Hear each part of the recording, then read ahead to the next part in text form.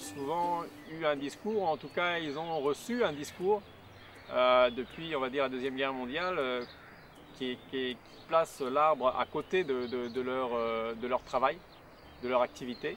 Et l'agriculture a une tendance à faire le grand écart entre le parti production et la partie protection de la nature, quoi. Donc c'est essayer de recréer ces écosystèmes au sein d'une exploitation. Donc c'est une vision, une nouvelle vie, enfin pas une nouvelle parce que ça a toujours été fait, mais on a eu depuis très peu de temps tendance à l'oublier, mais ça a toujours été utilisé dans l'agriculture depuis tout le temps, quoi. Que ce soit l'arbre ou la haie au niveau ou en agroforesterie intraparcellaire est hyper intéressante parce qu'elle va le permettre de dynamiser les sols. Alors d'apporter énormément, alors si on part sur des légumineuses ou des choses comme ça, elle va apporter énormément de nutriments au niveau du sol et on se rend compte qu'elle a un rôle de protection au sein de la culture. Elle est hyper intéressante au niveau biodive, aussi bien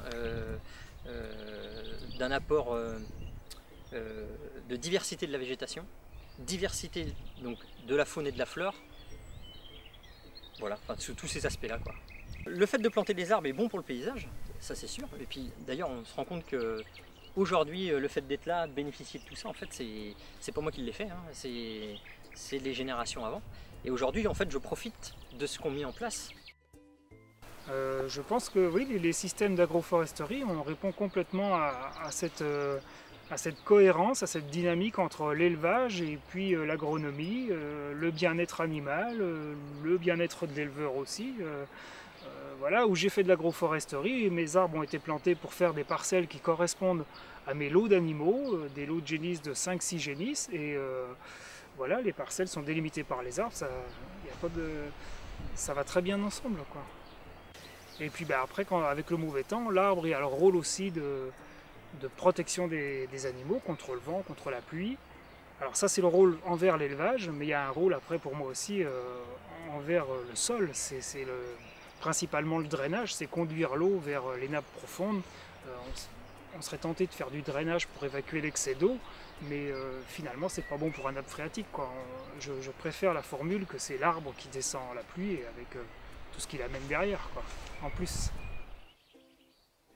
Financer l'agroforesterie ou aider à la financer, c'est participer à l'avenir, hein. C'est clair que quand on plante un arbre, moi ceux que j'ai plantés, ce ne sera pas pour ma carrière à moi, à la limite, presque.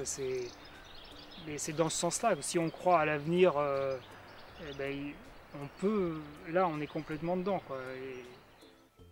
Donc effectivement, c'est un challenge gagnant-gagnant. C'est gagnant pour le producteur qui va pouvoir produire plus et plus facilement, et donc pour le consommateur qui va consommer ensuite les produits, et puis gagnant pour la terre qui va, ça va lui permettre un peu de s'auto-réguler, de s'auto-gérer par la présence des arbres.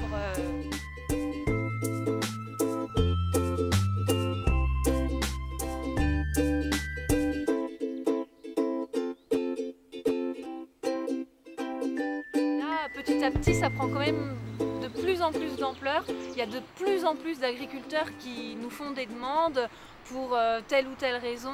Et donc nous, on se doit de répondre à ces demandes-là et de les accompagner. On va même dire que quasiment chaque projet est unique et chaque projet a ses spécificités en fonction des parcelles, des productions, des objectifs du porteur de projet. Donc tout ne cadre pas forcément avec les critères de subvention. C'est pourquoi malheureusement aujourd'hui un certain nombre de projets dorment ou ne peuvent voir le jour en raison du manque d'adaptabilité, on va dire, des subventions par rapport à toutes les spécificités, puisqu'on ne va pas dire qu'il y a une agroforesterie, mais qu'il y a une multitude d'agroforesteries.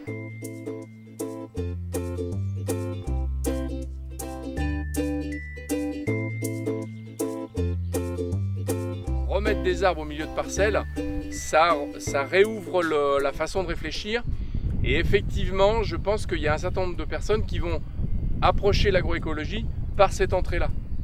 Donc s'il y a des gens qui ont envie de contribuer un petit peu au développement de ces pratiques-là, et bien effectivement il faut qu'ils investissent autour de l'agroforesterie, autour de structures qui sont porteuses en fait de ces systèmes-là, parce que c'est des systèmes qui sont très complémentaires.